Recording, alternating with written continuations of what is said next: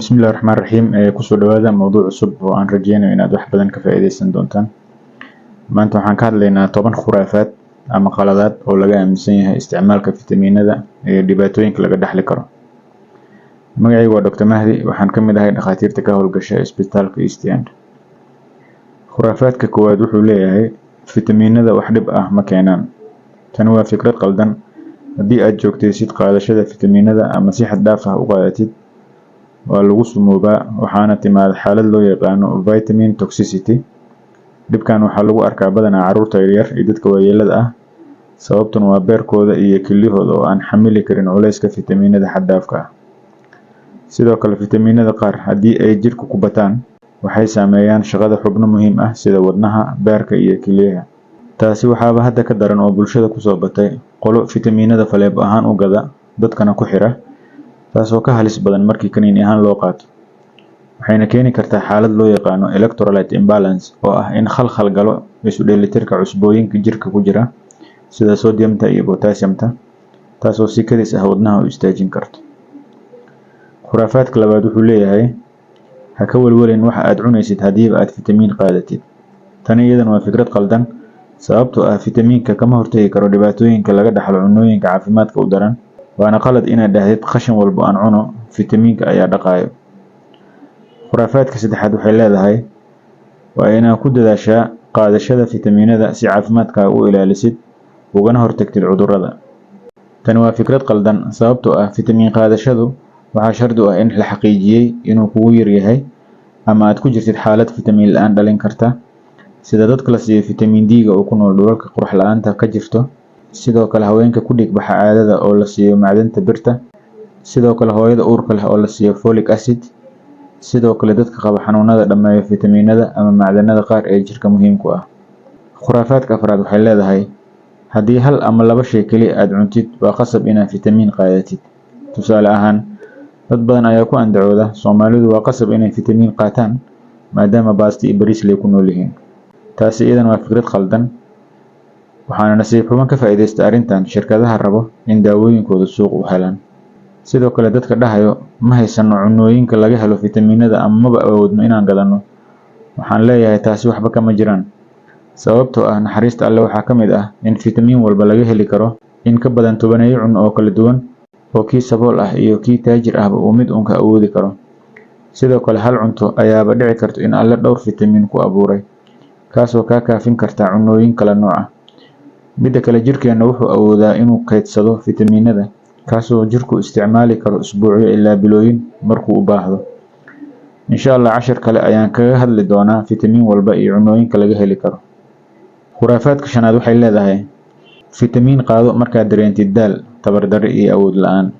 Taasi iyadana waa fikrad qaldan, sababtoo ah 90% waxyaabaha keeno tamar la'aanta, daalka iyo caajiska waa qaab nololeedka aan caafimaadka ku salaysnayn, sida hurdo yarida, dhaqdhaqaaq la'aanta, cunto xumida, stresska iyo cudurro kaloo badan.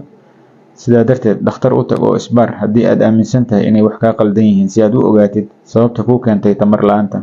Haddii inta aan soo sheegay mid ka mid ah uu jirane, fitamiin xal kuuma noqon karo. Khuraafaadka lixaad waxay leedahay haddii aad qallajiye ama daawo culus qaadanaysid, fitamiin la qaado si waxyeellada daawadaasi uga hortagtid. Taasi iyadana waa fikrad wareersan. Ma ogtahay in fitamiinada ay la falgali karaan daawooyinka qaar, kaasoo noloshaada halis gelin karo ama daawada aad la qaadatay waxtar la'aan ka dhigi karta? Tusaale ahaan, dadka qaata daawada laleemada ee loo yaqaan levodopa waa inay ka fogaadaan la qaadashada fitamiinka B6. Sidoo kale, dadka qaata daawada dhiigga dareerisa ee warfarin waa inay ka fogaadaan la qaadashada fitamiin E.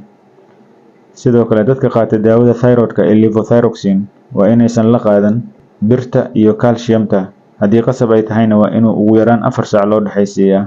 Dadka qaata daawada gaaska laabjeexa ee antacids, khaasatan sharoobooyinka ay ku jiraan maadada aluminium, waa inaysan la qaadan fitamiin C.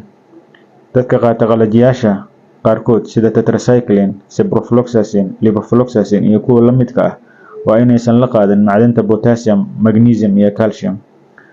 Way dhacdaa in daawooyinka qaar lala qaato fitamiin, sababtuna waa in daawadaasi ay yareynayso fitamiinkaas, sida dadka qaata daawada tiibashada oo loo raaciyo fitamiin B6. laakiin waa qalad in daawo walba si indho la'aan ah fitamiin loola qaato. khuraafaadka toddobaad waxay leedahay fitamiinada waa la isla qaadan karaa, dhibna ma keenaan. tan iyadan waa fikrad kaloo qaldan. alla jirkeena wuxuu u abuuray qaab fitamiinadu ay iskula shaqeeyaan. hadduu fitamiin gooni ah jirka ku bato, mid kale oo lid ku ah ayaa yaraado. marka fitamiinadaas inaan la isla qaadan ayaa habboon. tusaale ahaan, calciumta waxay yareysaa macdanta birta iyo zinkiga inuu jirka ka faa'iideysto haddii la isla qaato. sidoo kale fitamiin C-ga wuxuu yareeyaa macdanta maarta ee copper.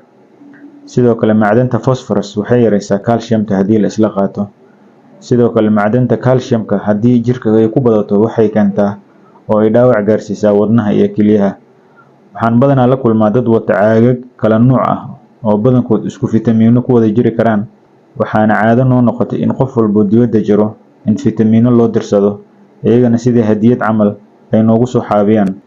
marka haddii fitamiino laguu keeno, fadlan dhakhtarka la tasho inta aadan isla wada isticmaalin.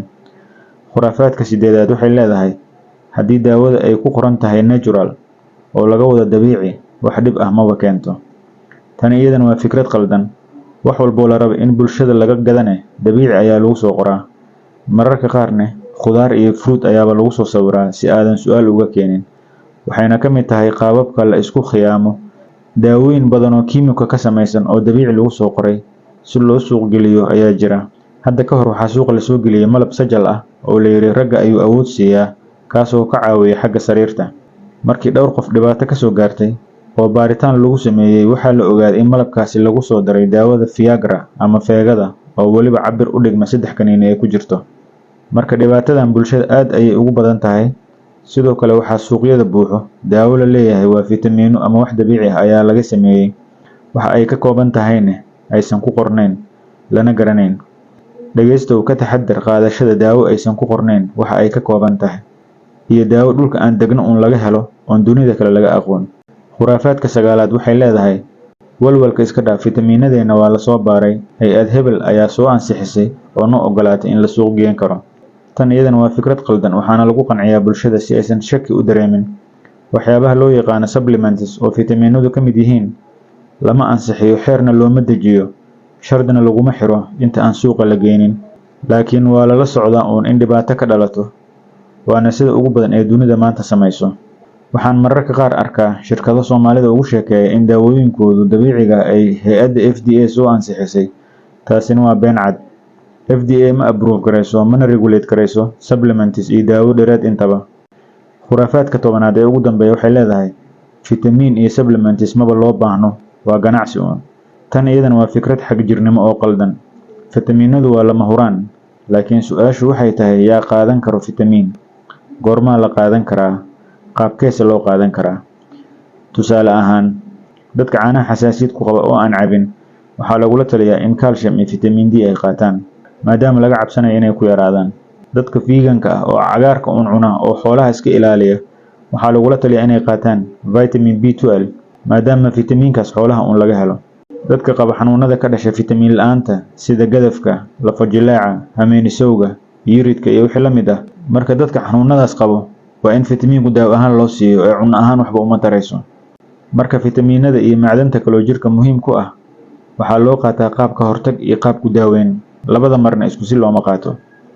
halkaas ayaan kaga baxayaa casharkeena maanta. wixii su'aalaha oo ku saabsan fadlan noogu reeb qaybta commentiska ee muuqaalkan. waana mahadsantihiin.